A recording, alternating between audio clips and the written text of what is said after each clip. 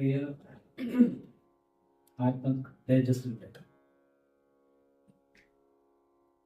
എന്നെ ഈ ജീവിതം കൊണ്ട് ഒരു മഹാ ദൗത്യമാണ് പടച്ച തമ്പുരാൻ എന്നിൽ സമർപ്പിച്ചിരിക്കുന്നത്. അത് എത്രത്തോളം വിജയിക്കുമെന്ന് എനിക്ക് പറയാൻ കഴിയും. ഭാരതത്തില് ഒരു കുഞ്ഞ് പറഞ്ഞാൽ, അല്ലെങ്കിൽ ഒരു മാതാവിന് ഒരു കുഞ്ഞ് പിറന്നാൽ അതൊരു നാറ്റ കേസാണ്. അതിനെ തോറ്റിയെടുക്കുന്നവനാണ് ഗുരു. ശരീരം കിട്ടിയത് കൊണ്ടായില്ല. ആ കുട്ടിക്ക് അറിവ് പകർന്നു കൊടുത്ത് അതിനെ തോറ്റിയെടുക്കുന്ന അമ്മമാരുണ്ടാകും. അക്ഷരപ്പശയില്ലാതെ ജീവിതം, മാനവ ജീവിതം നയിക്കുവാൻ എന്നിൽ അർപ്പിച്ചിരിക്കുന്നത് പ്രപഞ്ച മാതാവ് തന്നെയാണ്. എനിക്ക് സ്വയംഭൂ മാതാ ശ്രീ വിശ്വംഭരി നാമധേയത്തിലെ ഒരു സങ്കല്പമാണ്.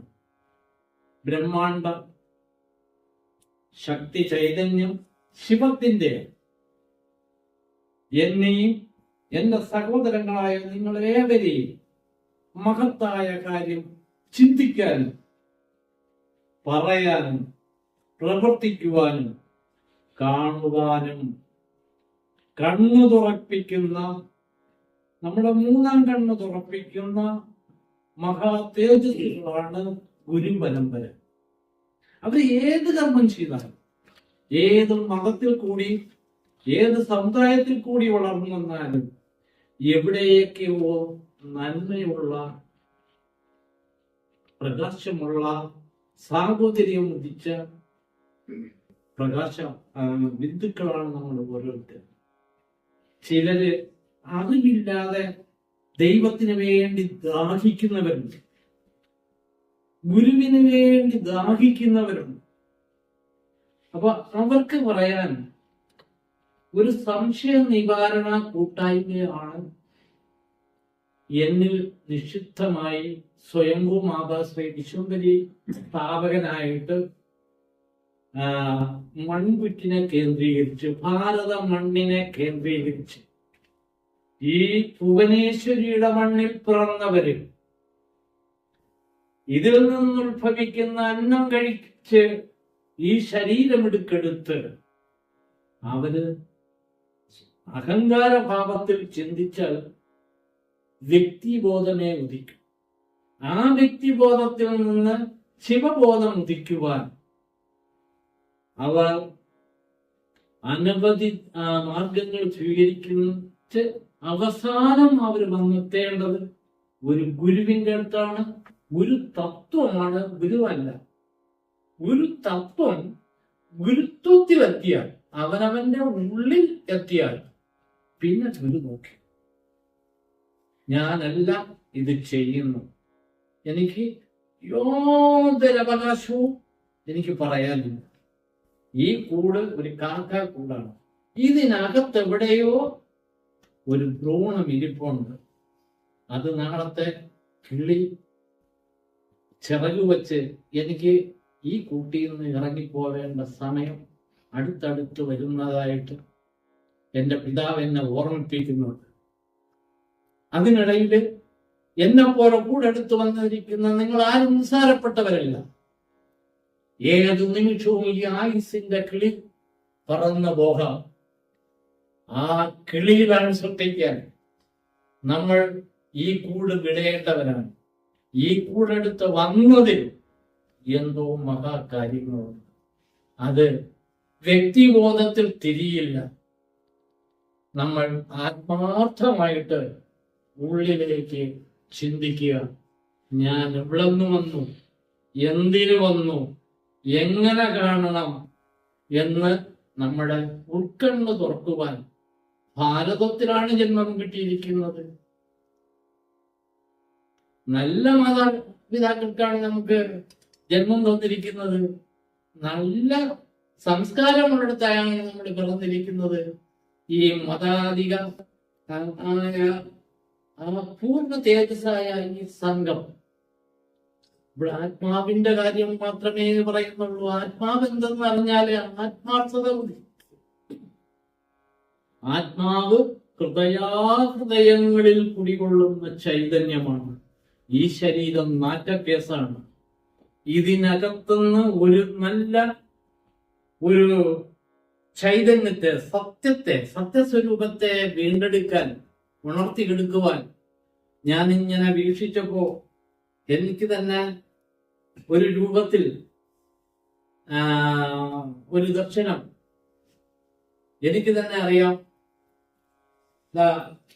നിങ്ങൾ കാണുന്ന ഈ മാതാജി ഒരു വലിയ നിയോഗമുള്ള ഒരു അമ്മയാണ്. ആ അമ്മയുടെ ഒരു മകള് ഒരു ശരിക്ക് പറഞ്ഞ ഒരു മാംസപിണ്ഡം പോലെയാണ്. ആ കുട്ടിയെ പ്രസന്റ് ചെയ്യാൻ പറ്റുമോന്ന് എനിക്കറിയില്ല. ആ കുട്ടിയെ നേരെ നട്ടല്ലോ എന്തൊക്കെയോ വൈകല്യമുണ്ടായിരുന്നു. പക്ഷേ പടച്ചുവിട്ടവന്റെ നിയോഗത്താൽ ആ വസന്ത മാതാജിയിൽ കൂടി ആ പേരക്കുട്ടിയെ വളർത്താൻ, അതിനെ ഓപ്പറേഷനെല്ലാം ചെയ്ത് അതിനെ ഒരു നല്ല ആ മാംസപിണ്ഡത്തെ ഒരു ഈശ്വര ചൈതന്യമാക്കി മാറ്റി ഇന്ന് MBBS പഠിക്കുന്ന അവസാന നിമിഷം ഇത് ഫൈനൽ എക്സാം ഇത് ഈ അടുത്ത കാലത്താണ് നടക്കാൻ പോകുന്നത്. അങ്ങനെ ഒരു ഉയർത്തെഴുന്നേൽപ്പിൽ, അതായത് ഈ നാറ്റക്കേസിന് അന്ന് കളഞ്ഞാൽ തീർന്നു അവിടെ. അതിനെ തോറ്റിയെടുത്ത ഒരു അമ്മയാണ്. അത് സരസ്വതിയാണ്, ലക്ഷ്മിയാണ്, പരാശക്തിയാണ്. ആ അമ്മ എനിക്ക് ഗുരുവാണ്. ആ അമ്മയെ സാക്ഷി നിർത്തി പറയുന്നു, ആ മാംസപിണ്ഡമായി നിൽക്കുന്ന ഇത് കുഞ്ഞിന്ന് ഒരു നല്ലൊരു നമ്മളെ പോലെയുള്ള ഒരു ആ കുട്ടി ഇപ്പൊ ചെന്ന് നോക്കിയാലും ആ MBBS വേണ്ടി പഠിക്കുന്ന ഒരു ശ്രദ്ധ മാത്രമേ ഉള്ളൂ. ആ കുട്ടി നാളെ ആതിര സേവന രംഗത്ത് മഹാമുദ്ര പതിപ്പിക്കുന്ന അനവധി സിദ്ധികളും അനുഗ്രഹങ്ങളും കിട്ടുന്ന ഒരു തേജസ്സായി മാറണം എന്റെ ഉള്ളിലെ സരസ്വതി എന്നെ പറയിപ്പിക്കും. അതുകൊണ്ട് ഞാൻ ഇത് പറഞ്ഞത് അംഗവൈകല്യോ കാലില്ലയോ കൈയില്ലയോ കുള്ളനായതോ ഒന്നും നമ്മുടെ പ്രശ്നമല്ല. നമ്മുടെ ചിന്താഗതി നമ്മളിതല്ല, ഇതിനുള്ളിലിരിക്കുന്ന സാധനത്തെ നമ്മൾ വല്ലപ്പോഴേക്കും ഒന്ന് ചിന്തിക്കുക. ഞാൻ ഇന്ന് ചിന്തിച്ചു കൂട്ടുന്നത് പോലെ അല്ല നാളെ ചിന്തിക്കുക. ഇവിടെ വന്നത് നിസ്സാരപ്പെട്ട കാര്യമല്ല. ഇത് സംഘടിപ്പിക്കുവാൻ നല്ല കാശും വലിയ ബുദ്ധിമുട്ടുമുണ്ട്. നമുക്കിവിടെ ഇത് വന്ന് ഇത് കേട്ടിട്ട് പോകുന്നത് വലിയ ഭാരമൊന്നുമല്ല. പക്ഷേ ഇത് ലോകത്തെവിടെയും നിങ്ങൾക്ക് കിട്ടില്ല. നിങ്ങളെ മതത്തിന്റെയോ ഏതിന്റെയെങ്കിലും പേരിൽ നിങ്ങളെ ഇത് അടിമയാക്കുന്ന സ്ഥലത്തിലേക്ക് ഇന്നത്തെ കാലഘട്ടം കൊണ്ടുപോകും. പക്ഷെ ഇവിടെ പറന്ന് കളിക്കുന്ന സ്വതന്ത്ര ബോധമുള്ളവരെ വാർത്തെടുക്കുവാനാണ് മനോജിയെയും ഈ ഗുരുപരമ്പരയെയും ഇവിടെ സൃഷ്ടിച്ചിരിക്കുന്നത്. ഇവര് ചെയ്യുന്ന ദൗത്യം ചെറുതായിരിക്കാം, മറ്റു വിധത്തിൽ വിശാലമായി പള്ളിയും കോവിലും ആശ്രമവും അതിവിശാലമായിരിക്കാം. പക്ഷെ അവിടെ അടിമകളായിരിക്കും. ഇവിടെ ഇത് കേട്ട് കഴിഞ്ഞാൽ നിങ്ങൾ ഉടമകളായിരിക്കും. നിങ്ങളുടെ ജീവന്റെ പൊരുൾ നിങ്ങളുടെ ഉള്ളിലിരിക്കുന്നു. നിങ്ങൾ ശക്തരാണ്. നിങ്ങൾ ശാരീരികമായും മാനസികമായും ആത്മീയമായും നിങ്ങൾ തളരില്ല. തളരാൻ നിങ്ങളുടെ ദൈവം പറയുന്നില്ല, നിങ്ങളുടെ ഗുരുപരമ്പര പറയുന്നില്ല. നമ്മൾ തോളോട് ചേർന്ന് വരും തലമുറയ്ക്ക് 5 വയസ്സ് മുതൽ കുട്ടികൾക്ക് പറഞ്ഞു കൊടുക്കണം. ഭാരതത്തിൽ പറഞ്ഞ കുഞ്ഞ് ദേശസ്നേഹമുള്ളവരാകണം. മാതാപിതാക്കൾ കഞ്ഞി വയ്ക്കാൻ പഠിച്ചിരിക്കണം. ഭാര്യയും ഭർത്താവും ശിവപാർവതിയെ പോലെ പെരുമാറാൻ ഹൈന്ദവ കുട്ടികളും മറ്റ് ഈ സംസ്കാരങ്ങളും ഇവിടെ ഏത് ജാതി മതം ആയാലും ശരി, മനുഷ്യനെ സ്നേഹിക്കുന്ന മനുഷ്യത്വം വളർത്തിയെടുക്കണം. എവിടെയെങ്കിലും പ്രശ്നം ഉണ്ടാകുന്നതിനെ ഭാരത മാതാപിതാക്കൾ നമ്മൾ സാഹോദര്യം വളർന്ന് തമ്മിലടിക്കുന്ന ഒരു ബോധതലമുള്ള കുട്ടികൾ വളരാതിരിക്കുവാൻ സംശയ നിവാരണം ചെറുതിലെ അവരവരുടെ വാസനയ്ക്കനുസരിച്ച് പ്രസംഗിക്കാനും പാടാനും അവരെ ആടാനും ആരാരോ ആരിരാരോ എന്ന് നമ്മളെ കൊച്ചിലെ പാടിച്ചിട്ടുണ്ടല്ലോ. ഇതേപോലെ നമ്മൾ 90 വയസ്സായാലും നമ്മുടെ ജന്മത്തിലാണ് ചാർജ് ഉള്ളവരാണ്. ഇത് അണിഞ്ഞു പോകുന്ന സാധനം. ഇത് നാറ്റക്കേസാണ്. ഈ നാറ്റക്കേസിന്റെ ഉള്ളിൽ ഇരിക്കുന്നു അമൃത്, ശിവം, ആത്മാവ്. ഞാൻ എന്റെ പ്രാണൻ പോകുന്നത് വരെയും എന്റെ ദേശത്തെയും എന്റെ സമകാലികരെയും ഞാൻ സ്നേഹിക്കും. അതെന്റെ ദൗത്യം. ആരെന്നെ കുറ്റം പറയുന്നു, എന്റെ കൈങ്കരം വെട്ടിയറിഞ്ഞ് നാളെ എന്നെ കുരിശിക്ക് കയറ്റിയാലും ഞാനോ മനോജോ ഈ മോഹൻലാൽ സ്വാമിജിയോ നമ്മുടെ അവധൂതജിയോ തളർന്നു പോകാത്ത കരുത്തുള്ള ഒരു ഭഗവാന്റെ പടച്ചതമ്പുരന്റെ ചൈതന്യം ഞങ്ങളെ ഇരിക്കും.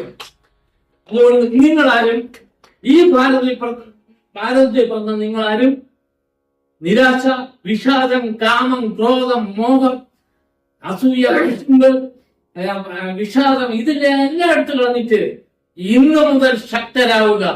ചിന്താഗതി പുരോഗതിയിലേക്ക് ആവട്ടെ. അതോഗതി ഇനി നമ്മൾ ചിന്തിക്കില്ല. നമുക്ക് രോഗമില്ല, രോഗം ശരീരത്തിനാണ്. മനസ്സിന് രോഗം വരും, അത് ദോഷത്തിൽ. നമ്മുടെ ശക്തികൾ ദുരുപയോഗം ചെയ്യാതിരിക്കാൻ, നമ്മുടെ വാക്കുകൾ ദുരുപയോഗം ചെയ്യാതിരിക്കാൻ, നമ്മുടെ നോട്ടം പിഴയ്ക്കാതിരിക്കുവാൻ ഒന്നേ നന്നാക്കാനുള്ളൂ.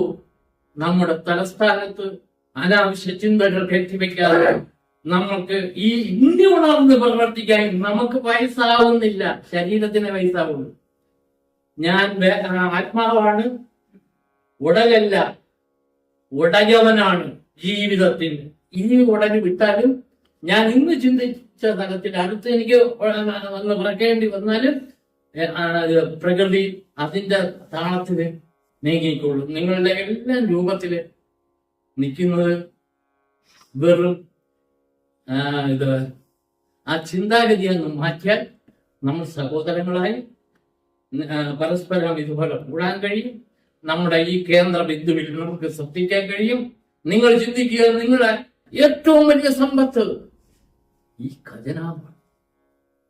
ഈ ഖജനാവിൽ നിന്നാണ് അക്ഷരങ്ങൾ പുറത്തു വരുന്നത്, ജീവിതം പുറത്തേക്ക് വരുന്നത്. ഇതിനകത്ത് കയറ്റി വെക്കുന്ന നിരാശ, വിഷാദം, ഭയം, എന്താ പറയാ, നീറ്റലും പുകച്ചിലും ആത്മഹത്യ, പറഞ്ഞാൽ കേൾക്കാത്ത തലത്തിലേക്ക് ഒരു കുഞ്ഞു പോകുന്നുവെങ്കിൽ അബദ്ധജി പറഞ്ഞ പോലെ കുരങ്ങു മനസ്സ് നമ്മുടെ ഉള്ളിലിരിക്കുകയും അതിലൊരു ഹനുമാന്റെ ഭാവം പറഞ്ഞെങ്കിൽ നമ്മൾ രാമനും സീതയും അല്ലെങ്കിൽ ശിവനും പാർവതി, ഇതിനകത്ത് ബ്രഹ്മം ഇരിക്കുന്നേ, ബ്രഹ്മസ്വരൂപം ഇതിനകത്തിരിക്കുന്നു. അതിന്റെ സഹധർമ്മണി സരസ്വതി ഇതിനകത്തിരിക്കുന്നു. എനിക്ക് ഈ അക്ഷരം തന്ന, നിങ്ങൾക്ക് ഈ അക്ഷരം തന്ന, ഇനി വരും തലമുറയ്ക്ക് ഈ അക്ഷരം കൊടുക്കുന്ന 81 അക്ഷരം വിളയാടുന്ന ശൈലി മോശമാണെങ്കിൽ അവിടെ അടങ്ങി. നമ്മളെ വീട്ടിലടി നടത്തുന്നത് വാക്ക് ചേരാത്തതുകൊണ്ട്. അപ്പം വാചക കസർത്ത്, അക്ഷര പെശക് വരാതിരിക്കുക, അക്ഷര കസർത്ത് ചെയ്യുന്നിടത്ത് നമ്മൾ സൂക്ഷിച്ചു കണ്ട് സംസാരിക്കുക. പെരുമാറ്റ ഗുണം അത് നമ്മുടെ മക്കൾക്ക് ആവശ്യമാണ്. അവര് എന്തൊക്കെ നേടിയാലും അവരെ സംസ്കാരമില്ലെങ്കിൽ ഏത് മേഖലയിലും. അതുകൊണ്ട് മനുഷ്യൻ സ്നേഹസ്വരൂപനാണ്. അത് മാനവ വിളക്കിൽ തിളങ്ങട്ടെ. ഈ മനുഷ്യന്റെ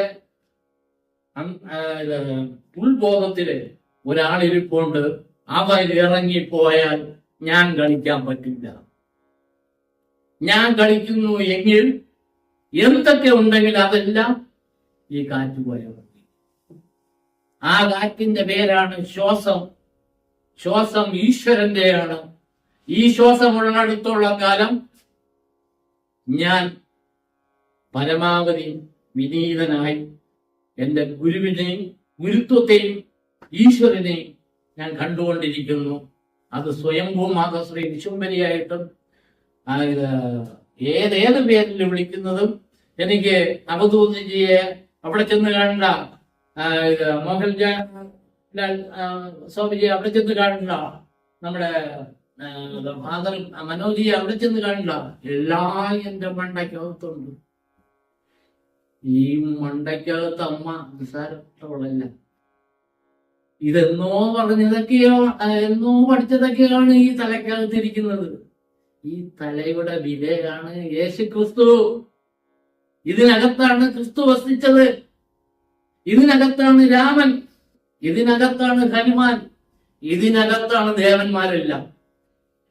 സ്വപ്നം കാണാൻ, ഉറങ്ങാൻ, ഉണരാൻ, ജീവിക്കാൻ തന്നിരിക്കുന്ന ഈ ശക്തിയുടെയും ചൈതന്യത്തിന്റെയും പേരാണ് ശിവാത്മ ചൈതന്യം.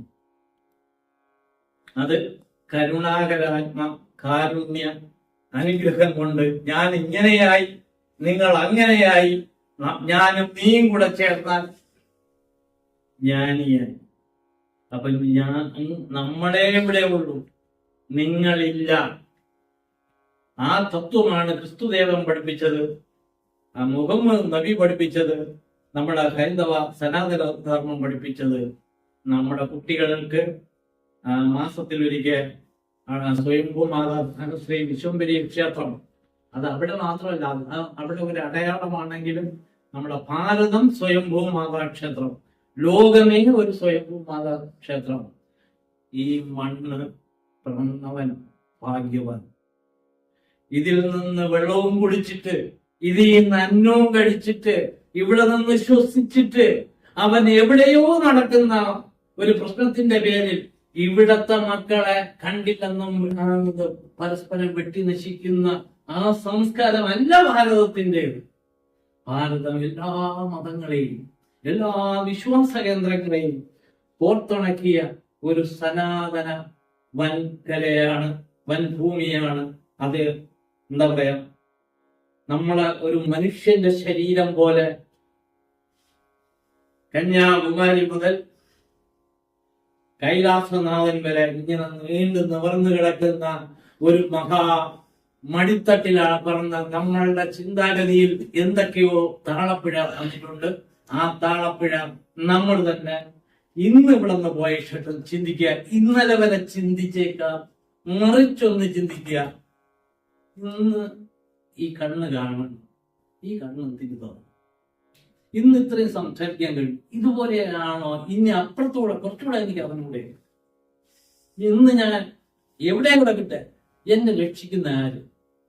സ്വയം ചോദിക്കുക. ഇത്രയൊക്കെ രൂപകൽപ്പനയൊക്കെ ചെയ്ത് ഇനി ഭൂമിയിൽ വിട്ടിട്ട് ആത്മഹത്യ ചെയ്യാൻ കുട്ടികൾ പോകുന്ന സ്ഥലം. അച്ഛൻ മകനെ വെട്ടുന്നു, മകൻ അച്ഛനെ കുത്തിക്കൊല്ലുന്നു. എവിടെ പറ്റി? അതുകൊണ്ട് ആപത്തൊഴിവാകുന്ന ഒരു മഹാമുദ്രയാണ് ഈ തൊഴുകൈ രഹസ്യം. ദേവന്മാരും അസുരന്മാരും ചേർത്ത് പിടിച്ച് നമ്മുടെ കുട്ടികൾക്ക് ഈ തൊഴുകയും ഒന്നു പിരിയാനുള്ള ഒരു അവസരവും കൊടുക്കുന്ന ഒരു സനാതന മുദ്രയാണ് ഭാരത ഋഷീശ്വരന്മാർ നമുക്ക് പകർന്നു തന്നിട്ടുള്ളത്. ആ തൊഴുകൈ രഹസ്യം നമ്മുടെ വരും തലമുറയ്ക്ക് പറഞ്ഞു കൊടുക്കാൻ ഇനിയുള്ള മാതാപിതാക്കൾ പരിശ്രമിക്കട്ടെ. നമ്മുടെ കുട്ടികൾ ഈ നാറ്റക്കേസായി മാറാതെ അവരെ തോറ്റിയെടുക്കുന്ന അമ്മമാരുണ്ടാകട്ടെ. കുടുംബം ഭദ്രമായിട്ട് കൊണ്ടുപോകുന്ന കുടുംബിനികൾ ഉണ്ടാകട്ടെ. ഇനി ഭാരതത്തില് ഒരു എന്താ പറയാ, ഈ കുടുംബ കോടതിയിലും ഒരു ഹൈന്ദവൻ, ഒരു ഭാരതീയൻ, ഭാരതീയ കുട്ടികൾ അല്ലെങ്കിൽ മാതാപിതാക്കൾ അങ്ങോട്ടും ഇങ്ങോട്ടും കുട്ടികളെ വഴിയാധാരമാക്കാൻ വേണ്ടി മസിൽ പിടിക്കാതെ ഇരിക്കുന്നതിന് വേണ്ടി അവർക്ക് ഒരു വിട്ടുവീഴ്ച ഉണ്ടെങ്കിൽ പ്രശ്നം പകുതി തീരും. അതുകൊണ്ട് കുടുംബങ്ങളിലേക്ക് ആചാര്യന്മാർ ഇറങ്ങി വരിക. ആചാര്യന്മാരെ ആദ്യം അംഗീകരിക്കില്ല. ഈ മതഭ്രാന്തിന്റെയും രാഷ്ട്രീയ ഭ്രാന്തിന്റെയും എല്ലാം ഇത് എന്താ ഇത് അതിര് കടന്ന ഒരു ആറ്റം ബോംബുകളാണ് ഈ തലകളിലെ കുട്ടികൾക്ക് പറഞ്ഞു കൊടുക്കുന്നത്. അതുകൊണ്ട് എന്റെ പൊന്നു പൂർവികരായ എന്റെ ഗുരുപരമ്പര നാരായണ ഗുരുദേവന്റെയും അയ്യാ വൈകുണ്ഠസ്വാമിയുടെയും രമണ മഹർഷിയെ പോലെയും വിവേകാനന്ദനെ പോലെയും നമുക്കും ജീവിക്കാം. ഇന്ന് നമ്മളെ കയ്യിലാണ് ഈ പന്ത് തന്നിരിക്കുന്നത്. നാളത്തെ മക്കൾക്ക് നല്ലത് പറഞ്ഞു കൊടുക്കാൻ. എവിടെ ഒരു ആവശ്യം വന്നാലും ഈ കാര്യം സനാതന ധർമ്മത്തിന് വേണ്ടിയും ഈ ഭാരതീയ സംസ്കാരത്തിന് വേണ്ടിയും ഇത് മുന്നിട്ട് നിൽക്കുന്ന ഒരു പുണ്യാത്മാവാണ് സുരേഷ്ജി. അദ്ദേഹം ശരിക്കും പറഞ്ഞാൽ എനിക്ക് ഒന്ന് ആലിംഗനം ചെയ്യാൻ പോലും എനിക്ക് ഇതുവരെ കഴിഞ്ഞിട്ടില്ല. അത്ര വിൽ പവർ, ഇച്ഛാശക്തി നമ്മുടെ കുട്ടികൾ തളരരുത്. അവർ ശാരീരികമായി, മാനസികമായി, ആത്മീയമായി നമ്മുടെ കുട്ടികളെ തളരാതിരിക്കുവാൻ അവര് കളരിയായാലും ശരി, കറാട്ടെ ആയാലും ശരി, സർഗവാസനയായാലും ശരി, മക്കളെ നിന്നെ കൊണ്ട് കഴിയും എന്ന് പറഞ്ഞു കൊടുക്കുന്ന ഒരു വളർത്തുപാട്ട് നമുക്ക് ഓരോരുത്തർക്കും പാടാം. നമ്മൾ ഇവിടെ നമ്മളും വളർന്ന് നമ്മുടെ തലമുറയെ വളർത്താം. രോഗവിരുദ്ധത്തിന് നമ്മൾ അടിമയാവാതെ ഇത് ചിന്താഗതികളിലൊരു ഉണർവുണ്ടാവട്ടെ.